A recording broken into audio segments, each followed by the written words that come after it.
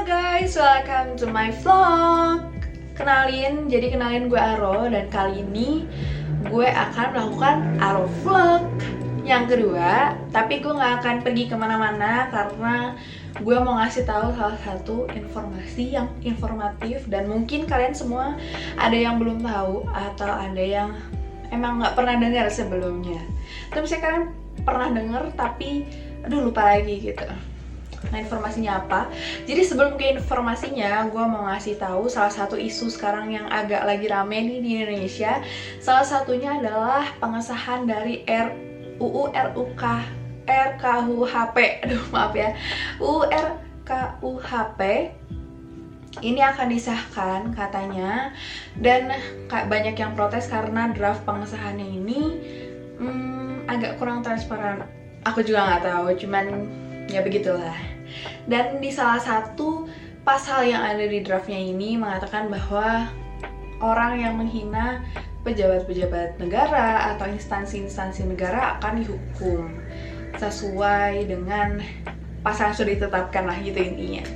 Maaf kalau misalnya aku so tahu atau gimana, dan sekarang juga lagi rame sih, banyak yang bahas juga soal RKUHP ini. Nah, aku nggak akan bahas RKUHP-nya, aku cuma membahas hukumannya. Kalau mau ngomong-ngomong hukuman di Indonesia atau mungkin di negara-negara maju lainnya, di era 4.0 ini udah pada berpikiran maju kali ya, udah yang kayak banyak yang mengedepankan HAM, hak asasi manusia gitu. Jadi kalau bisa dihukum dengan seberat-beratnya dan setimpal, tapi tidak mengurangi rasa hormat atau hak asasi mereka sebagai manusia. Begitulah kurang lebih ya di zaman era 4.0 ini. Nah, tapi penasaran gak sih hukuman apa aja sih yang ada di zaman dulu, sebelum ada zaman modern, sebelum ada kata HAM, dan sebelum ada mungkin pasal-pasal atau tata tertib seperti sekarang ini yang sudah disahkan dan semua orang udah tahu dan lain sebagainya. Cuman sebelum kita ke hukuman mati di era Romawi kuno, aku mau ngasih tahu salah satu hukuman mati di Indonesia dan beberapa negara lainnya biasanya mengedepankan HAM ya, yang aku udah bilang, mengedepankan HAM, dan juga banyak yang eksekusi matinya itu seminimalisir lah, diminimalisir pelaku atau tersangka merasakan rasa sakit gitu. Jadi kayak nggak hukuman mati yang instan sekali mati aja gitu, nggak boleh yang ngerasa tersiksa dan lain sebagainya. Beda sama zaman era Romawi kuno yang bakal gue jelasin saat ini. Bakal tersiksa banget sih ini tersangka dan atau pelakunya. Karena apa? Kita langsung aja ke videonya. Oke, jadi untuk hukuman di era Romawi kuno ini 5 hukuman eksekusi mati paling mengerikan di era Romawi kuno. Yang pertama itu ada hukuman karung. Gue sambil baca ya, karena banyak poin yang gue lupa. Yang pertama ada hukuman karung atau poena kulei. Poena kulei ini adalah metode hukuman mati yang tersangkanya dimasukkan ke dalam karung lalu dimasukkan ke dalam air, ke dasar air.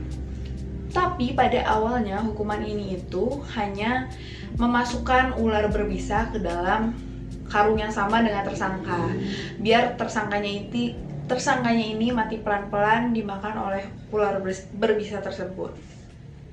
Cuman seiring berjalannya waktu, orang-orang yang bersalah atau tersangka ini selain dimasukkan ular, dimasukkan juga ayam jantan, ada juga monyet, dan juga anjing liar atau hewan-hewan buas lainnya ke dalam karung yang sama, lalu dikembangkan kembali, dan hewan-hewan beserta tersangkanya ini akan dimasukkan ke dalam dasar sungai atau dasar laut, biar tersangkanya ini tuh beneran mati dan susah untuk melarikan diri, seperti itu. Next, yang kedua itu ada dilempar dari batu tarpeian. Batu tarpeian ini adalah tebing dari bebatuan gitu yang tingginya 80 kaki atau 24 lebih meter. Dan ini tuh di waktu zaman Romawi kuno ini terkenal sebagai tempat eksekusi mati paling mengerikan, karena tersangka-tersangka atau pelaku-pelakunya bakal diterjunkan dari ketinggian 80 kaki atau 24 meter tersebut sampai mati.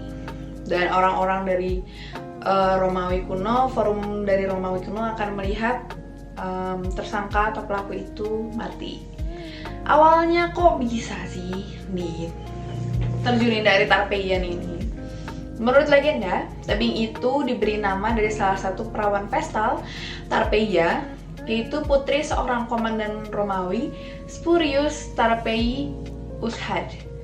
Ketika Roma dikepung oleh orang-orang Sabin, Tarpeia membukakan gerbang dan membiarkan musuh Romawi Titus Statius masuk pada abad ke-8 sebelum Masehi. Dia melakukannya sebagai imbalan atas gelang dan cincin emas yang dikenakan oleh orang-orang Sabin. Tarpeia telah berkhianat saat Roma dikepung oleh orang-orang Sabin. Jadi, dulu nih si Tarpeia ini membukakan gerbang melalui tebing Tarpeia itu. Dan dia setelah diketahui berkhianat kepada Roma, diterjunkan dari tebing yang sama di tempat dia membukakan pintu oleh musuh-musuh Roma. Seperti itu. Oke, next yang ketiga. Yang ketiga ada dibakar hidup-hidup. Mungkin kalian zaman sekarang banyak ya yang kayak sering denger gitu tentang dibakar hidup-hidup. Banyak juga orang-orang yang main hakim sendiri dibakar hidup-hidup. Mungkin di salah satu tempat di dunia ini, pasti ada aja. Nah, kalau yang ini dibakar hidup-hidup di era Romawi kuno. Metode ini diterapkan pada orang-orang yang bersalah karena bid'ah, sihir, pemerkosaan, dan juga pengkhianatan.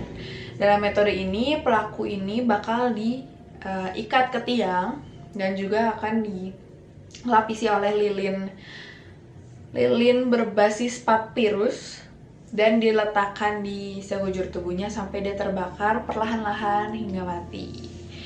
Jadi eksekusi ini dulu dilakukan secara massal, jadi nggak dilakukan sendiri gitu.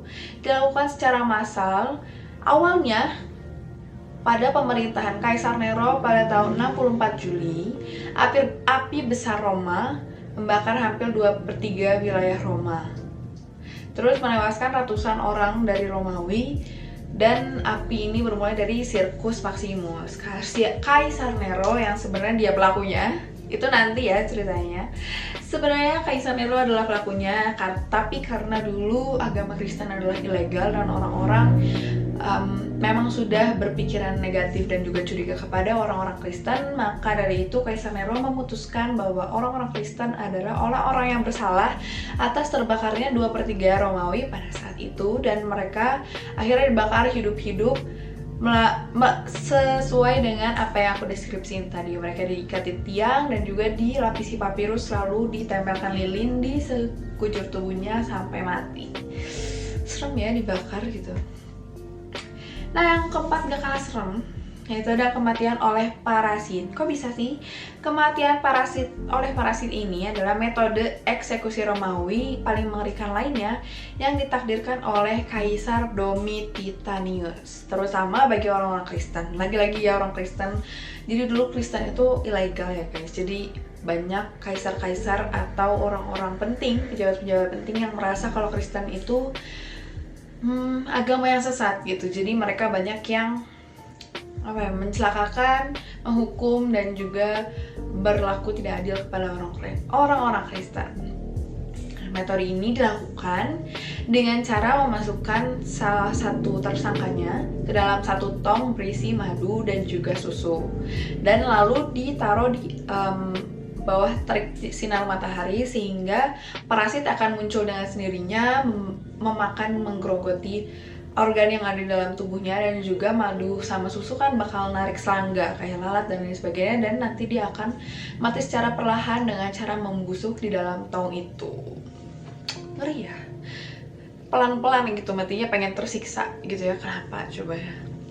Dan yang terakhir atau yang kelima ada emas cair dituangkan ke tenggorokan. Aduh, serem banget ya. Udah dari namanya juga walaupun emas masuk ke tenggorokan kan kayak tembaga ya, panas, pasti ini kayak sakit banget gitu ya. Baik. Oke, lanjut aja. Kenapa emas ini dicairkan dan dituangkan ke tenggorokan? Maaf belibet. Jadi metode eksekusi Romawi yang satu ini dituangkanlah emas cair ke dalam tenggorokan dimulai dari berabad-abad yang lalu. Salah satu orang yang paling terkenal dari kasus ini atau dieksekusi mati dengan cara ini adalah Jenderal Romawi Marcus Licinius Crassus. Dia dieksekusi karena memiliki rasa haus yang berlebihan kepada kekayaannya sendiri. Dia juga haus kepada wanita, dia juga haus kekuasaan atau jabatan, dan juga haus kepada kekayaan. Dia juga korupsi dan lain sebagainya. Makanya dimasukkanlah emas ke dalam tenggorokannya. Terus juga karena seiring berjalannya waktu nggak cuma emas doang ya, kan karena sayang gitu ya kalau misalnya emas dicairkan untuk dihukum doang. Nah, selain emas juga seiring berjalannya waktu dimasukkanlah timah cair ke dalam tenggorokan tersangkanya. Siapapun yang menelan atau memasukkan timah cair dan juga emas cair ke dalam tubuhnya tidak bisa mengontrol aliran dalam tubuh dan akhirnya mati dengan cara yang sangat tersiksa. Karena nanti setelah panas, itu kan panas banget ya, panas bisa lebih dari 100 derajat Celcius. Itu tuh organ-organ tuh bisa meledak dan juga bisa mati langsung sekaligus gitu. Jadi kayak membiarkan tersangka atau pelakunya itu mati secara tersiksa dan juga pelan-pelan selama eksekusi dilakukan. Serem banget. Untung kita nggak ada di zaman Romawi kuno ya. Cuman tetap aja sih yang itu yang dihukum orang-orang yang bersalah dan juga orang-orang yang dicurigai bersalah. Walaupun tadi ada yang kayak Kristen dan lain sebagainya, itu penyalahgunaan kekuasaan kali ya, lebih tepatnya. Dan semoga kita dihindarkan dari hal-hal seperti itu. Mau hukuman kita udah diringankan sekalipun atau udah 4.0 jadi udah pada mengedepankan HAM, tetap aja kita nggak boleh punya track record kejahatan guys, karena itu kayak salah satu siksaan sosial juga gitu. Kalau misalnya sekarang kan ada netizen juga, dan sebisa mungkin berhati-hatilah sama diri kita sendiri, berhati-hatilah sama orang lain. Siapa tahu kesalahan orang lain bisa jadi ke kita dan begitu pula sebaliknya. Jadi jangan sampai melakukan tindakan-tindakan kriminal, tindakan-tindakan ilegal dan juga merugikan diri sendiri dan juga banyak orang. Perhatikan diri kalian, hati-hati. Sekarang udah banyak orang jahat dan orang aneh di dunia ini, jadi tolong jaga diri kalian baik-baik. Terima kasih udah mau nonton informasi dari gue. Semoga bakal jadi insight baru buat kalian yang belum tahu, atau misalnya yang tahu mungkin bakal merewind otak kalian untuk lebih paham dan lebih tahu lagi soal 5 kasus atau 5 eksekusi mati paling mengerikan di era Romawi kuno. Thank you for watching. Jangan lupa subscribe, like, dan juga komen. See you on the next video. Bye!